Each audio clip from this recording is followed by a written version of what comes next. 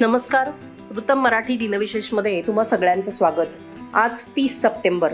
या भागात जाणून घेऊया आजच्या दिवशी घडलेल्या देशातल्या आणि जगातल्या काही ठळक घडामोडी. 30 सप्टेंबर 1993 हा एक विनाशकारी दिवस होता, ज्या दिवशी महाराष्ट्रातल्या लातूर मधल्या किल्लारी गावात झालेल्या भूकंपानं संपूर्ण राज्य हादरलं होतं. हा भूकंप भारतीय उपखंडातला सर्वाधिक प्राणघातक भूकंपांपैकी एक मानला जातो. या भूकंपाची तीव्रता रिश्टर स्केलवर 6.2 इतकी होती. पहाटे 4च्या सुमारास हा भूकंप झाला आणि त्याचा धक्का इतका जोरदार होता की झोपेत असलेल्या लोकांना सावरण्याची संधी मिळाली नाही आणि काही वेळातच सगळी घरं पत्त्याच्या घरासारखी कोसळली. सरकारी नोंदीनुसार या भूकंपात सुमारे 10,000 लोकांचा मृत्यू झाला, तर हजारो लोक जखमी झाले आणि लाखो लोक बेघर झाले. 40 सेकंदापर्यंत चाललेल्या भूकंपामुळे 30,000हून अधिक लोक जखमी झाल्याचं सांगण्यात आलं आणि हजारो जनावरांचा देखील मृत्यू झाला. हा भूकंप केवळ किल्लारी पुरता मर्यादित नव्हता, तर लातूर आणि उस्मानाबादच्या 52 गावांवर त्याचा प्रभाव पडला. अनेक घरं जमीनदोस्त झाली, तर 13 जिल्ह्यातल्या 2,11,000 घरांना तडे गेले. शहरातल्या प्रत्येक भागामध्ये विध्वंसाचं दृश्य यावेळेला दिसून आलं. भूकंपामुळे जमिनीला तडे गेल्यामुळे मदत कार्याला देखील मोठी अडचण यावेळी निर्माण झाली होती. 30 सप्टेंबर 2001 रोजी काँग्रेसचे ज्येष्ठ नेते माधवराव सिंधिया यांचं मैनपुरी इथे विमान अपघातात निधन झालं. त्यांच्यासह इतर 6 जणांचाही मृत्यू झाला होता. माधवराव सिंधिया हे त्यांच्या खासगी विमानानं उत्तर प्रदेशातल्या मैनपुरी इथे एका सभेला संबोधित करण्यासाठी जात होते. यावेळेस त्यांच्यासोबत पत्रकारही होते. या अपघातानंतर लगेचच तत्कालीन पंतप्रधान अटल बिहारी वाजपेयी यांनी माधवराव सिंधिया यांचं पार्थिव आणण्यासाठी विशेष विमान पाठवलं होतं. माधवराव सिंधिया हे भारतातल्या सर्वात यशस्वी रेल्वे मंत्र्यांपैकी एक मानले जातात. त्यांच्या कार्यकाळात सुरू झालेल्या शताब्दी एक्सप्रेस गाड्या आजही त्यांच्या कार्यकाळाचा दाखला देत आहेत.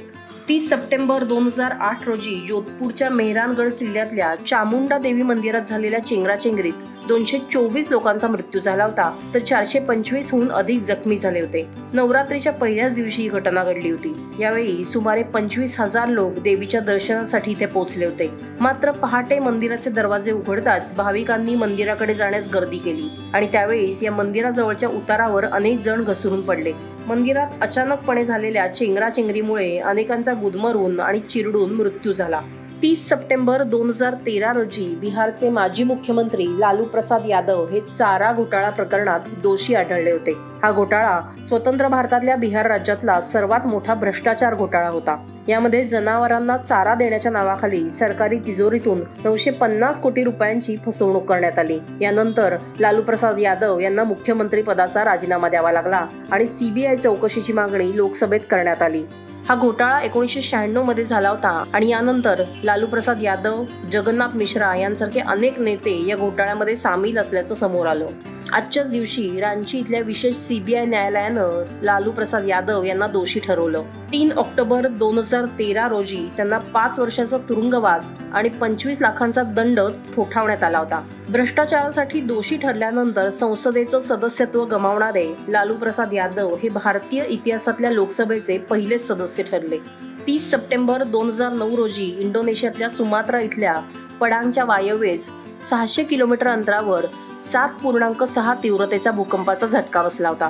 यामध्ये 1100 लोकांचा मृत्यू झाला. या भूकंपामुळे रुग्णालय, शाळा, शॉपिंग मॉल्स, हॉटेल, सरकारी कार्यालय आणि वीज वाहिन्या कोसळून मोठ्या प्रमाणात नुकसान झालं आणि पडांग शहराचा बाह्य जगापासून संपर्क तुटला. या भीषण आपत्तीत 3,000हून अधिक लोक गंभीर जखमी झाले, तर सुमारे 1.5 लाख घरं उद्ध्वस्त झाली. या भूकंपामुळे 2.5 लाख कुटुंबातील जवळपास 12 लाख लोक बाधित झाल्याचा अंदाज सांगण्यात आला होता. संत बहिणाबाई यांची आज जयंती. त्या वारकरी संप्रदायातल्या संत कवयित्री आणि संत तुकारामांच्या शिष्या होत. संत बहिणाबाई पाठक यांचा जन्म कन्नड तालुक्यातल्या वेळगंगा नदीच्या काठी देवगाव इथे इसवी सन 1628 मध्ये झाला होता.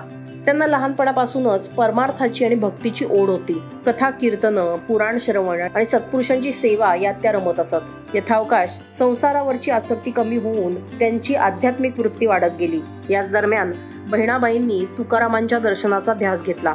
त्यांची निष्ठा बघून तुकोबारायांनी कार्तिक वद्य 5 शके 1569 रोजी स्वप्नात येऊन त्यांना साक्षात दर्शन आणि गुरुपदेश दिला. अभंग, ओव्या, आरत्या आणि श्लोक इत्यादी मिळून संत बहिणाबाई यांच्या नावावर 732 कविता आहेत. त्यांच्या कविता म्हणजे भक्तिभावाचा उत्स्फूर्त आविष्कार आहेत. वेदांताचं प्रतिपादनही त्यात आढळतं. त्यांच्या अभंगांमधून तुकारामांच्या चारित्र्याचं अस्सल दर्शन घडतं. ज्ञानदेवे रचिला पाया, तुका झालासे कळस या प्रसिद्ध अभंगाची रचना संत बहिणाबाई यांचीच आहे. तर हे होते आजचे अर्थात 30 सप्टेंबरचे दिनविशेष.